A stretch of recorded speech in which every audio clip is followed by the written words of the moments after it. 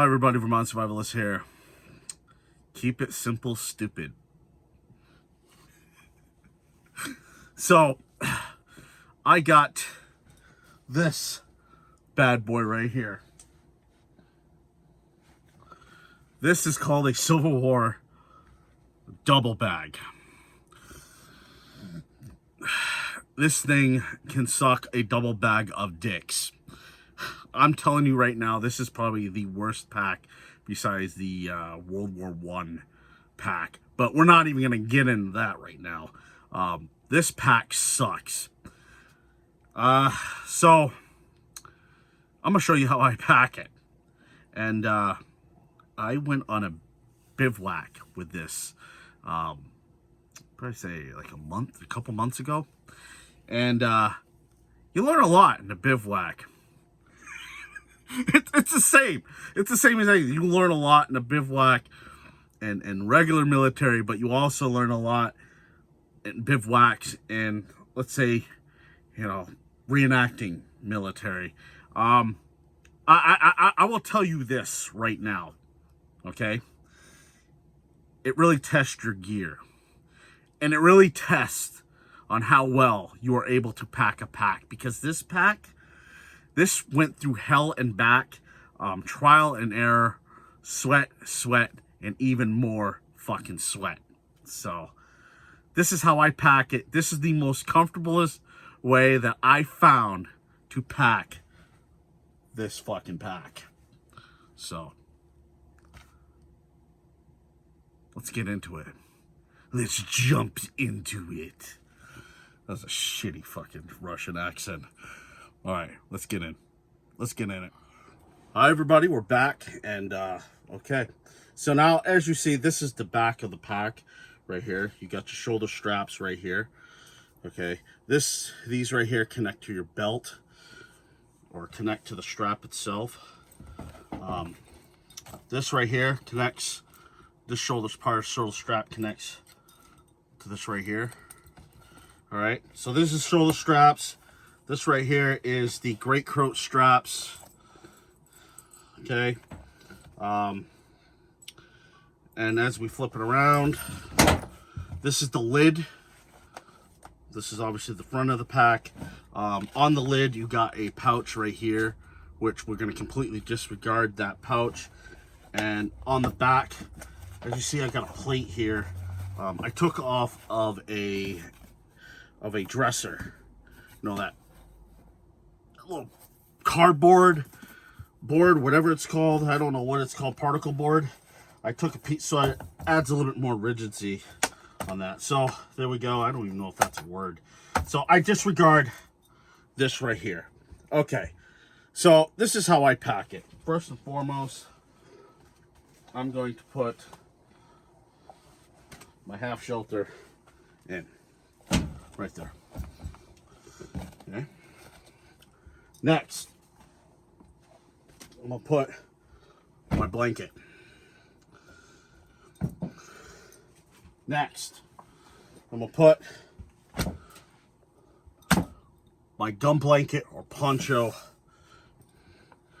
Then I'm gonna wrap it like this. I'm gonna take these three and I'm gonna tie it in.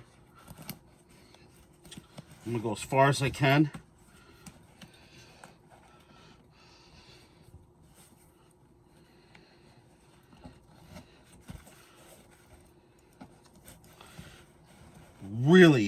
Really easy process, just so you know. And I learned that this makes this pack a hell of a lot more comfortable than how people normally would pack it. Man, they got lanterns, they got everything else. Disregard. Hell with all that shit. Carry what's in your haversack. If you can't carry it in your haversack, don't carry it at all. So now we got the pack packed. Now we're going to go to where the greatcoat is, and this is vital. I'm gonna move this aside, and we're gonna go greatcoat. Oh, move this right here. Okay, so Rolled up in my greatcoat is socks. This is vital. Infantryman lives on his feet. Socks is super important. As you see, I rolled up a bunch of socks inside my greatcoat. And I'm gonna roll up my greatcoat again. Someone's like, oh, why don't you get rid of the shit? You know what? That ain't bothering me. I just think that's just extra tender. Now I'm gonna put this on my pack. Okay. Grab my pack and put this right on the pack like this. Now I'm gonna flip this around. Okay. I'm gonna do like this. All right. I'm gonna flip it around.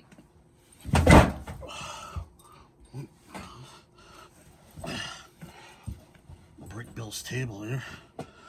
Okay. What the fuck? What's going on here? All right.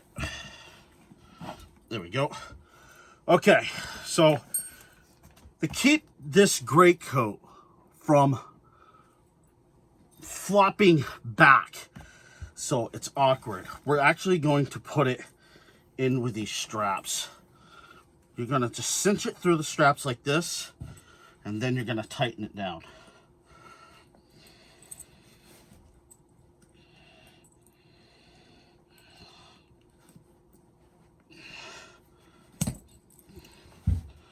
Jesus, allows me to. There we go. And you're gonna do the same with this one right here. Same thing. You're gonna do that. Try to really tighten it down. So now it's gonna be like this.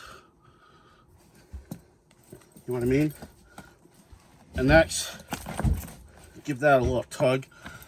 Get that really tight. So now that's gonna keep that from going back like this. That's what you're trying to avoid. This is the front of the pack. You're trying to keep it from going back. Okay? So these straps right here will keep it from going forward.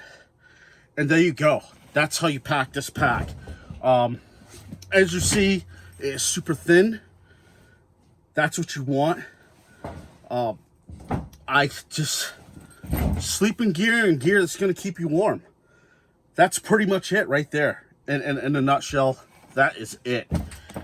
That's all you want inside this pack, especially if you're doing a campaigning or bivouacking or anything like that. That's it, boys and girls. And whatever you're going to have in your haversack. Now, you need to remember, lanterns and all that stuff in a bivouac anyways, I wouldn't carry it myself. You can carry it, but I wouldn't. Light and noise discipline anyways. So I would definitely just, you know, if you're going to have a campfire, yes. That's great. But if you're going to have a lantern, if you plan on having a lantern or any other personal effects, just make sure you can stuff it inside your haversack. If you can't stuff it in your haversack, leave it behind. I generally go only rolling gear only, except for if I'm in a national event. But there you go, right here. That's it. Just the greatcoat, my half shelter, my wool blanket, and my gum blanket. That's all she wrote. So that's the video, guys. Thanks for watching. Vermont Survivalist, as always, good to go. So yeah, there you have it. Look, double bag, it's great, especially when you're carrying when you're just carrying that extra gear. Most guys don't bring a greatcoat. I do. I use it part of my sleep system. The greatcoat is just great. I made sure I got it nice and long, so it's a great sleep system too. I use that in a blanket, man. A gum blanket on the ground, and if it's gonna rain, then I'll take my half shelter and cover that up. But I usually use a gum blanket on the ground, and I'll use my half shelter as a blanket in conjunction with my blanket. So it pretty much just acts like a bivy bag for the most part. And then I wear my greatcoat, and I will stay pretty warm. So this is everything I would use for bedding to bed in. As you see, you know, I don't have any personal effects in there. Anything that I'm going to use for cooking, I keep inside my haversack. So it just keeps everything simple. Keep it simple, stupid, you know what I mean? And just to show you what these straps are for, there's two ways you can go about this. You can put them right here as whatchamacallit, straps for your shoulder. Keeps the straps from torquing off.